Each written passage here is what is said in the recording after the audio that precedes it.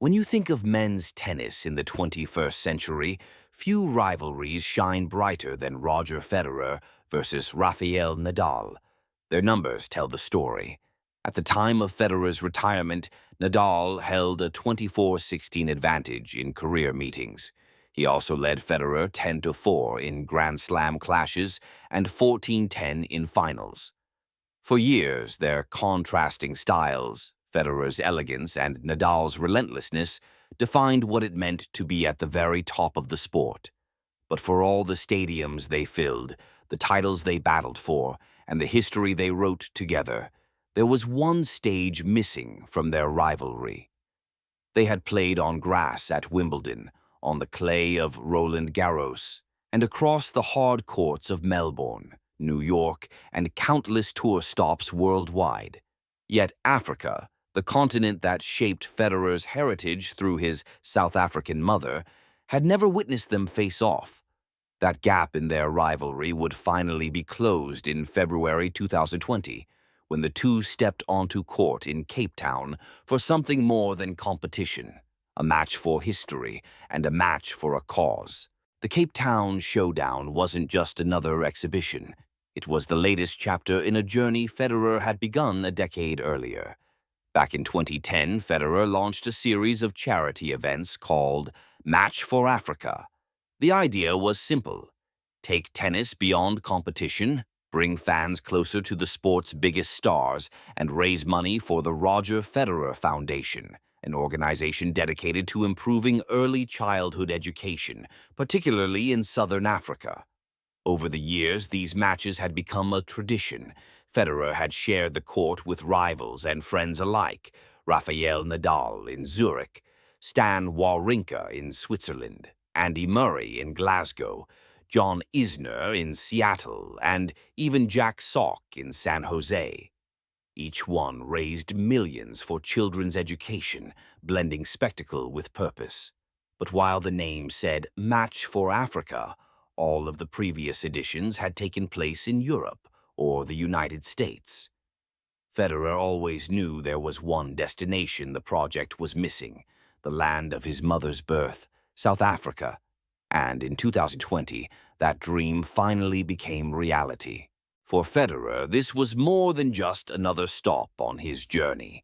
It was a return to his second home. His mother, Lynette Federer, was born and raised in South Africa. Through her, Roger's ties to the country ran deep. As a boy, he spent many of his school vacations here, visiting family, soaking in the culture, and quietly building a connection to a land far from the polished courts of Basel, where his tennis story began. And yet, despite all of his travels as a professional athlete, his global trophies, the packed arenas, and the adoring fans, Federer had never actually played in South Africa. For years, he had spoken of wanting to bring tennis back to his roots, to the place where half of his heritage came from.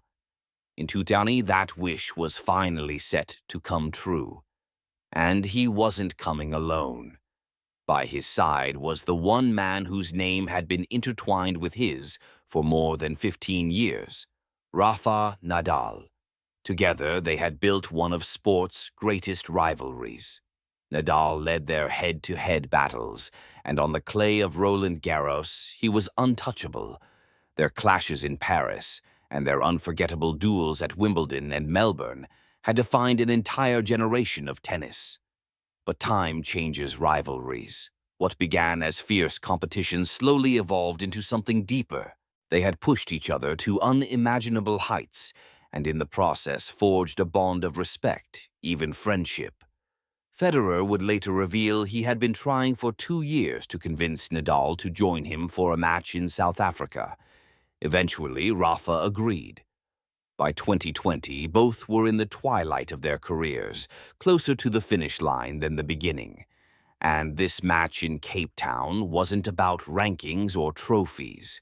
It was about two legends side by side, sharing a stage not as foes, but as partners in a celebration of their rivalry, their friendship, and their love for the sport.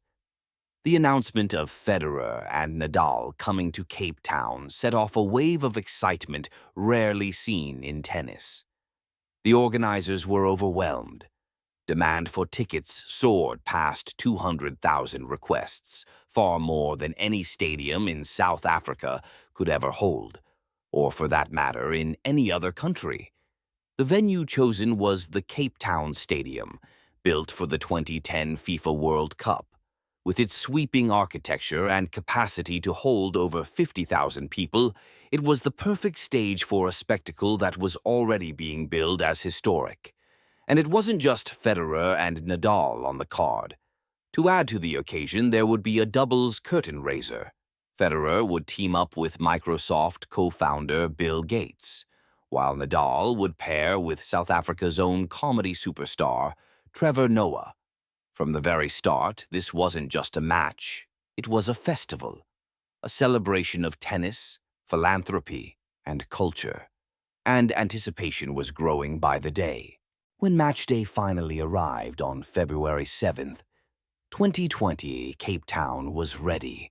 Streets buzzed with fans, the stadium filled with color. It felt more like a World Cup final than a tennis exhibition. And then came the number that stunned the sporting world.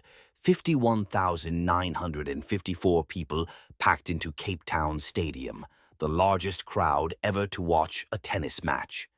A record-breaking sea of fans who had come to witness history. Federer explained what made the night so unique. The idea was also to have this match here in Cape Town and not to make the tickets crazy expensive. I also felt that it needed to be something that moves the masses and gets the people into the stadium. I think it's a win-win for everybody. The evening began with doubles that set the tone for the night. Federer paired with Bill Gates, Nadal with Trevor Noah. The rallies were peppered with jokes, trick shots, and laughter, the perfect icebreaker before the main event. Then the stage belonged to the two legends, Federer and Nadal, on opposite sides of the net, in Africa for the very first time. The match itself was playful yet competitive, a blend of entertainment and genuine shot-making. Federer eventually edged it 6-4, 3-6, 6-3. But on this night, the score hardly mattered. What mattered was the atmosphere, a carnival of tennis, filled with joy, pride, and unity. Nadal summed it up perfectly. It's an amazing crowd, an amazing stadium. It's an unforgettable evening. We will probably never play again in an atmosphere such as this one.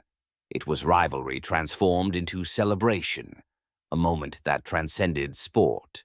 When the lights dimmed and the applause finally faded, the legacy of the night was measured in far more than just attendance records. The Roger Federer Foundation announced that the event had raised over $3.5 million money that would go directly into early childhood education programs in 6 countries across Southern Africa.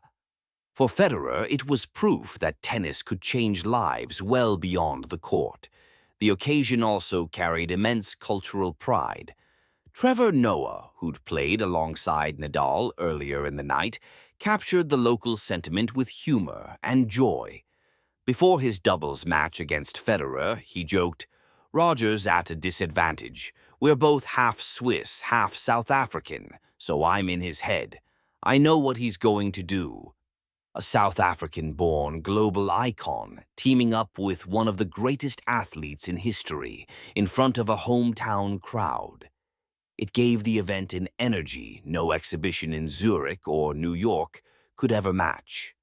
For South African fans, many of whom had grown up idolizing Federer from afar, this was their once-in-a-lifetime chance to see him in person.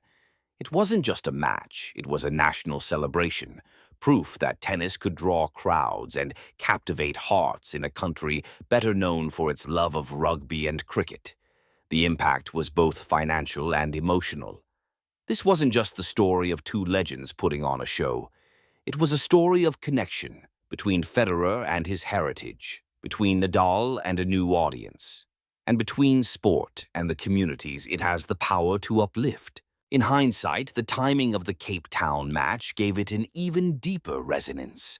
Just a few weeks later, the world came to a standstill as the COVID-19 pandemic shut down global sport.